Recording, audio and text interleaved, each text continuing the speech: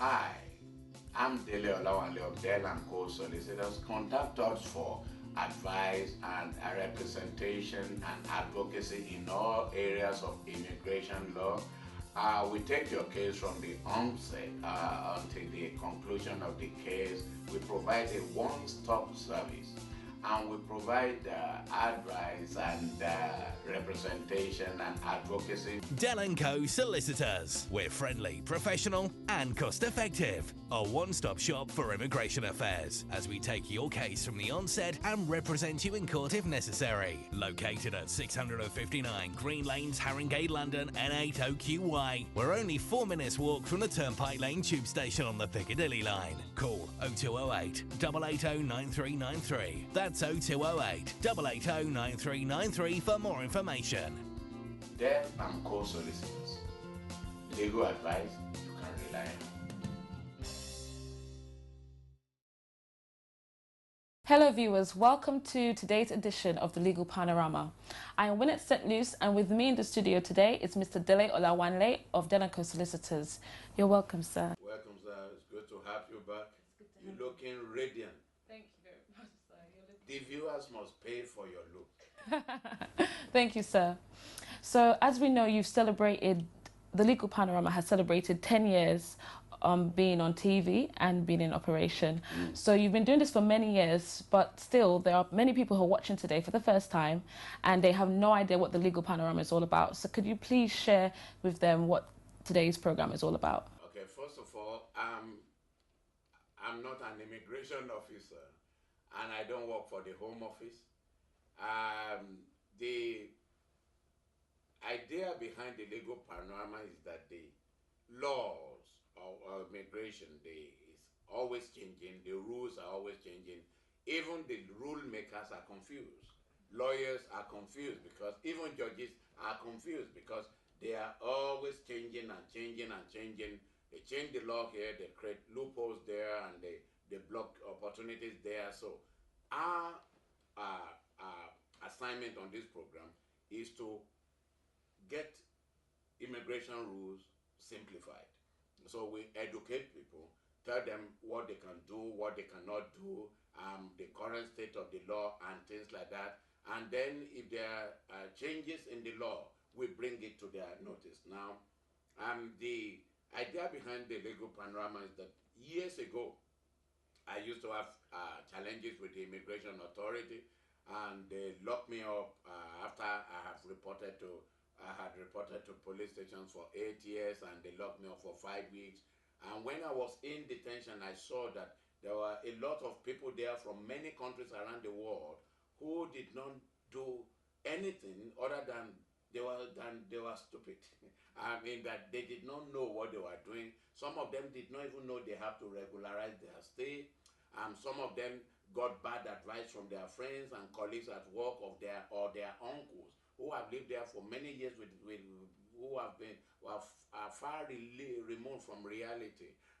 Some of them also got bad legal representation and bad legal advice. So I made up my mind that if I was released, that I will come out and do this program and help people to understand the laws. And over the last 10 years, we've helped millions around the world, because this program is built to millions every day. And this program has been on consistently for over 10 years. This is the 11th year of the Legal Panorama. So if you are watching for the first time, don't change the dial. It's the safest place to be. Tell your friends and even your enemies about it to watch this program so that they can be educated and be informed. You understand? So that they are not deformed.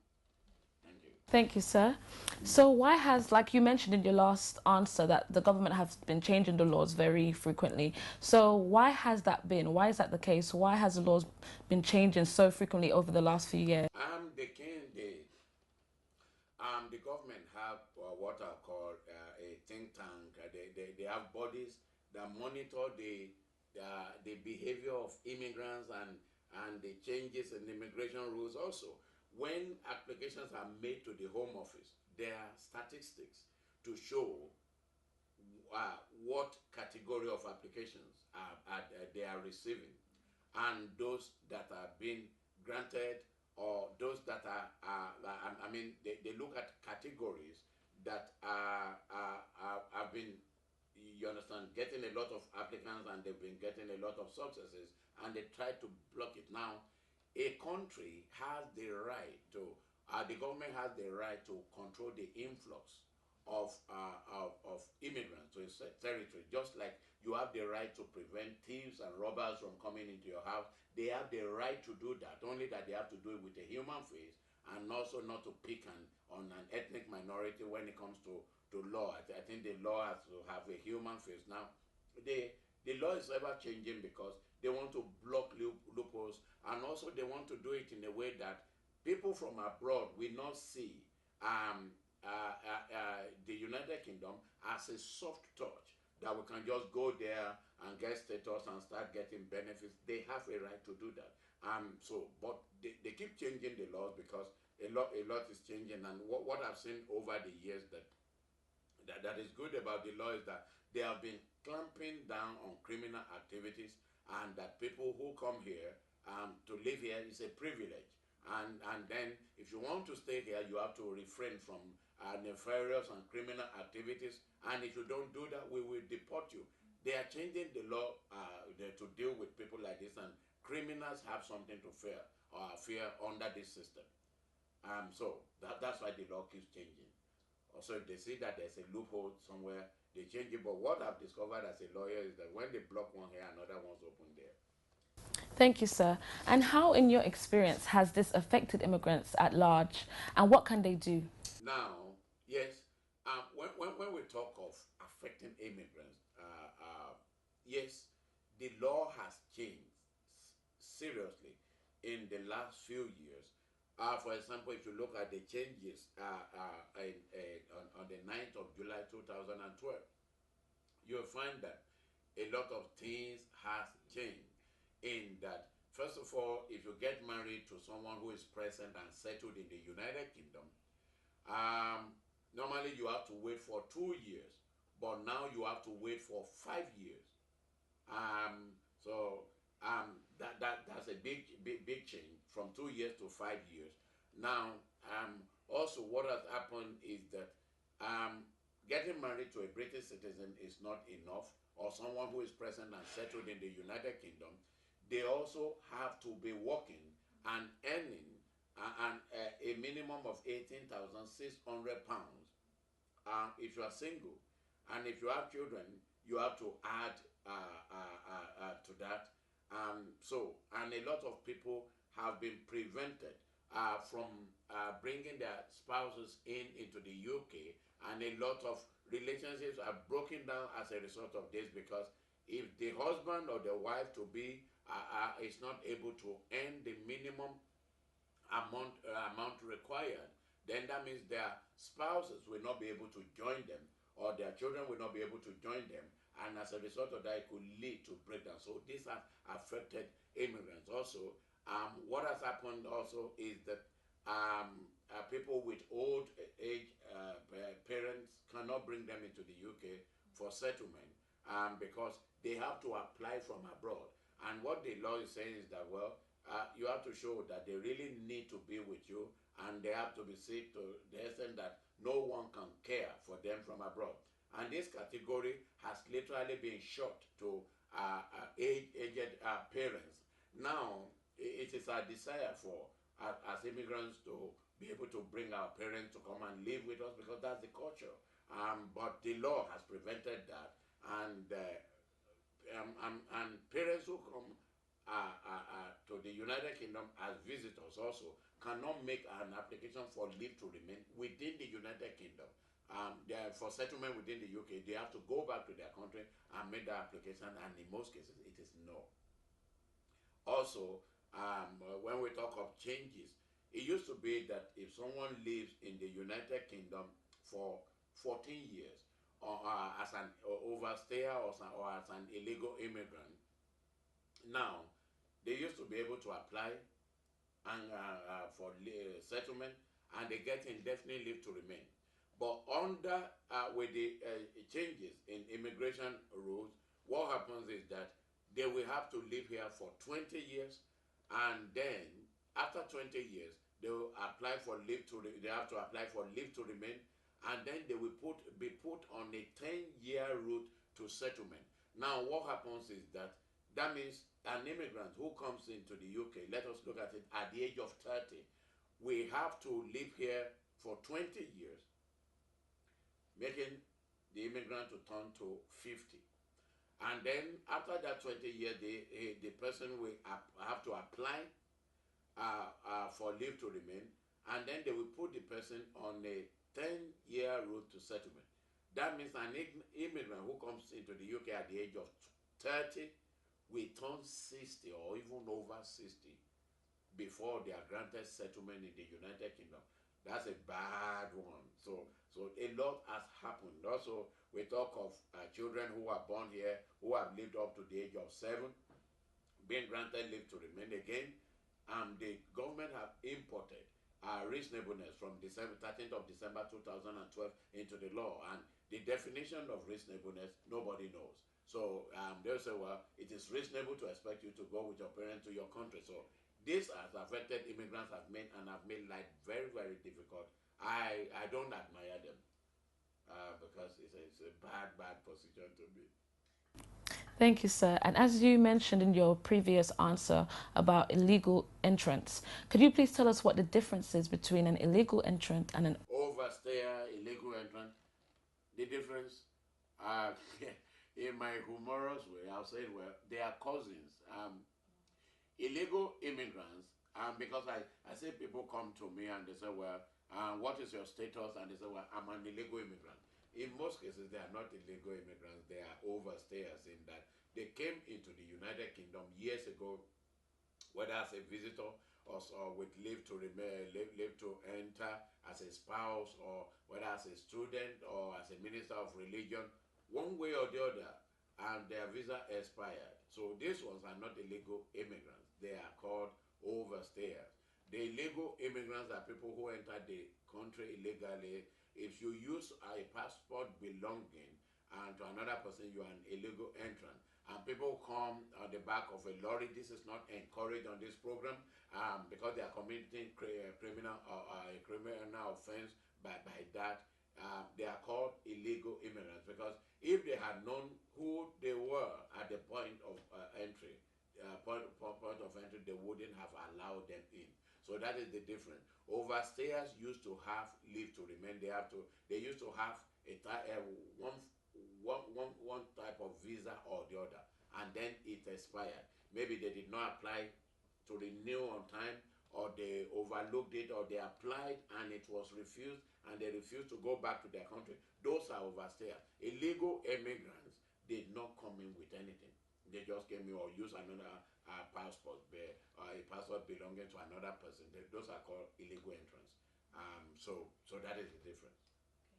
Okay, thank you for clarifying. What can overstayers do to regularize their situation? Now, when we talk of overstayers, also illegal immigrants, both of them are in the same category, but because whether someone used to have leave, they used to have a visa, and they no longer have a visa, and someone is an illegal entrant or an illegal immigrant and have never had any visa, both of them are in the same category. So what they can do is that, first of all, they need to book an appointment to get legal advice, to know what they can do to regularize their stay.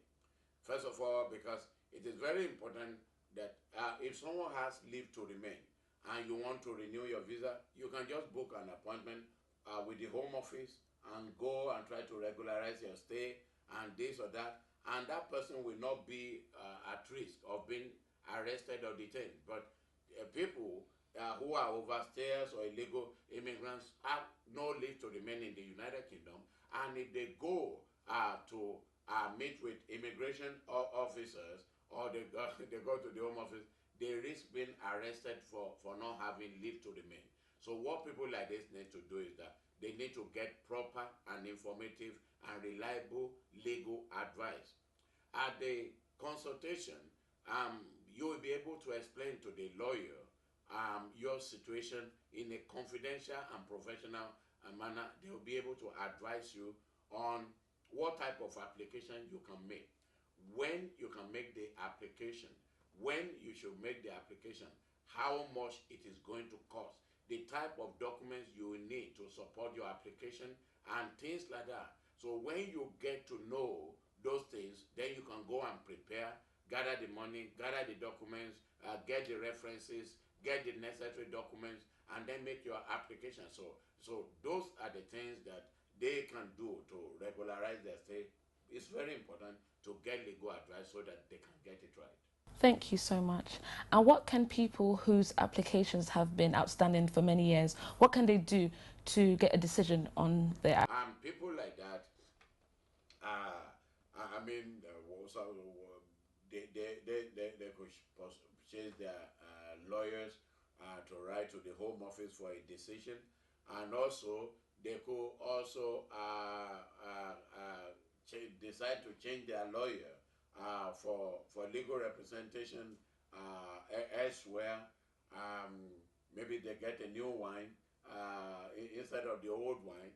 Or also, what they could do is some of them, if necessary, could contact their MPs to chase the Home Office for a decision. So there are many things people could do, because in some cases you have applications that were made in the past that have been outstanding for 5, 6 years. But these days they are very quick when it comes to making taking a decision within 3, 4, 5 months. Decisions are made, but there have been applications that have been outstanding for years, and it looks like they have abandoned those ones, forgotten about it. So it is the owners, and the responsibility is on our respective applicants to chase them for a decision, and to make sure that they get a decision. Also, they could also threaten them with judicial review for them to make a decision. But before you do that, also you have to make sure that your case has a prospect of success, so that you don't get threaten them with judicial review and you get an adverse decision. And those are the things they can do.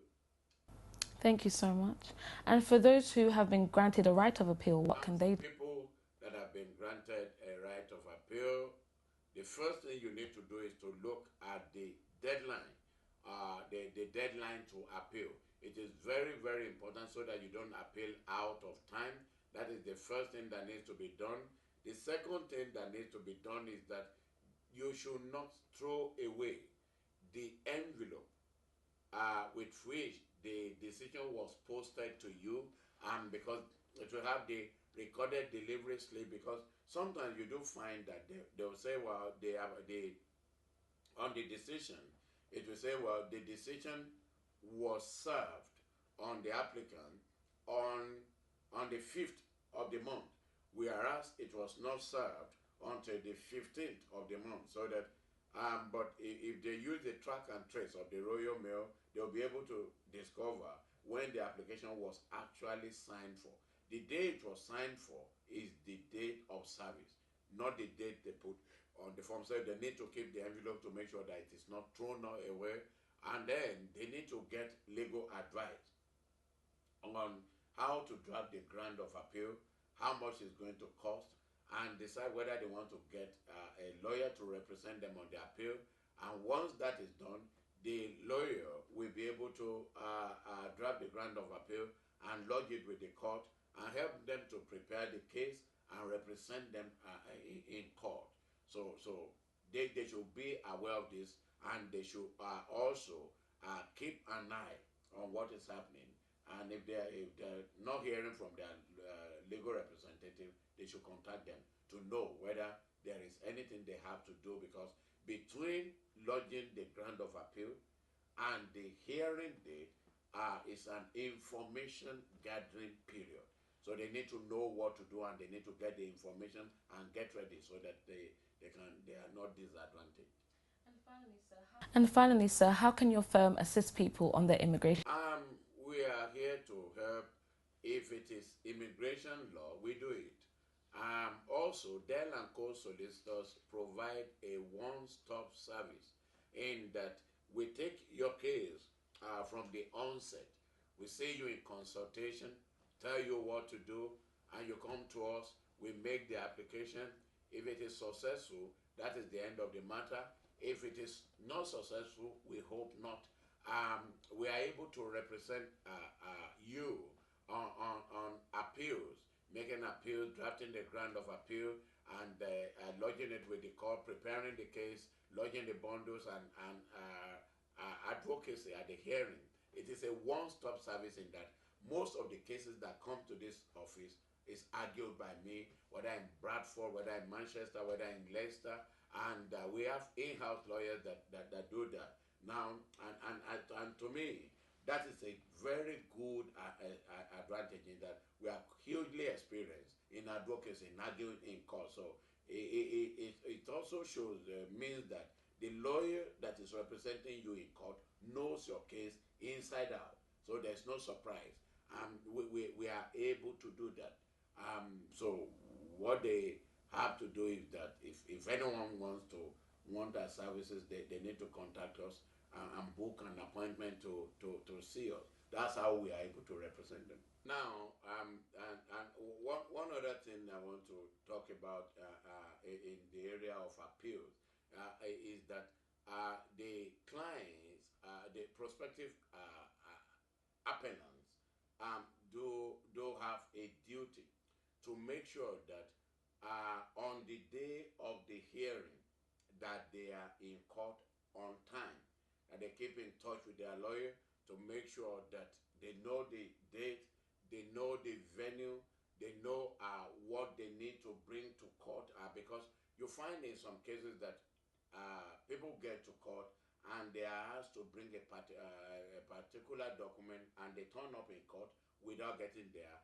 And some of them also get late to court in that they choose to drive instead of using the train, and then they are stuck mainly on the M25 or A406 or the South Circular or things like that, or you understand? So people have to organize themselves in a way that they are not late to the court and that they get it right. So because it is very good to get to court on time and rest and review your statement to make sure that there's no surprises, no mistakes are made. And also, it gives the lawyer the opportunity to have a conference with them, a meeting with them, maybe to clarify some things before the case is called.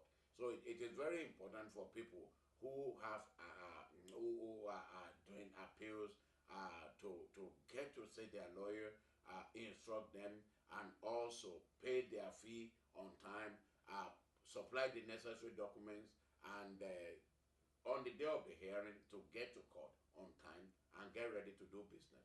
And so that they don't panic, and when they get to court and they ask them of their name, they can't remember their name because they are panting. I've seen it several times. Make sure you are not a victim of your carelessness. Thank you, sir, so much for your time, and thank you to our viewers for watching the Legal Panorama today.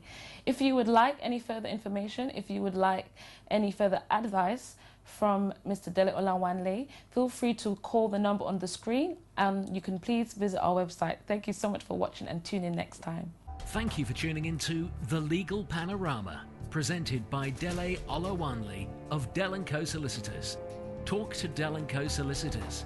We can professionally help you in the following areas: obtaining and/or extending your visa, asylum, humanitarian protection and discretionary leave, application for overstayers, immigration and asylum appeals, judicial review at the High Court, Tier 1 to 5 under the point system, including post-study work, fiancé visas, settlement applications, indefinite leave to remain, ILR, neutralisation, citizenship, entry clearance and appeal against visa refusals abroad, reconsideration of visa refusals abroad.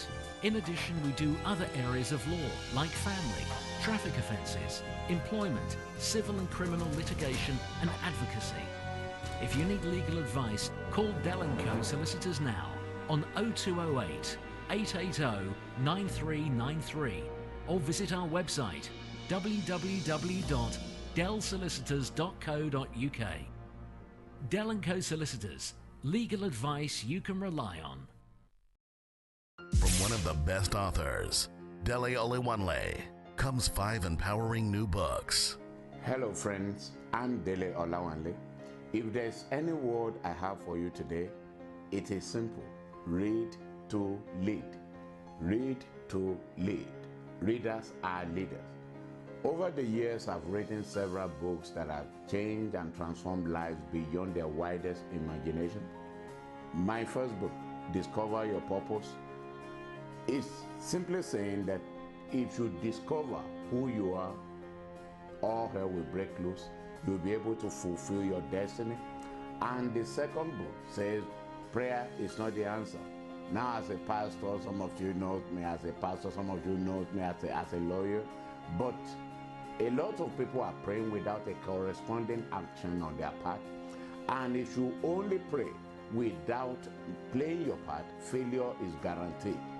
Prayer is not the answer, it's to challenge you to pray and to work hard and to become an influencer of generation. The third book, Add Value, is saying to you simply that, look, if you add value to your life, there is no barrier to success. Now, people come to me from over 52 countries to instruct me as a lawyer. Why? Because I added value to my life. Irrespective of your gender, your color, your nationality, your ethnic origin, if you have what people want, when you add value, they will come to you, they will patronize you. And the fourth book says, if you have everything and you don't have good character, all hell will break loose. Denied by character also will change your life. The latest blockbuster, forwarded by Pastor Kumoyi of Deeper Life, is saying to you that, look, there are patterns to failure, there are patterns to success. So if you break the pattern of failure in this book, breaking the pattern of failure, your life will be transformed, and then you will be a winner. I want you to understand that revelation liberates, knowledge delivers. Go on and make it, and I'll see you at the top. All these books available as Kindle edition or paperback and are available at Amazon, Waterstones, and all other good bookstores. Visit online at PastorDele.com, or you can call 07535-659-032. 5 empowering new books by Dele Olawanle. Get your copy today.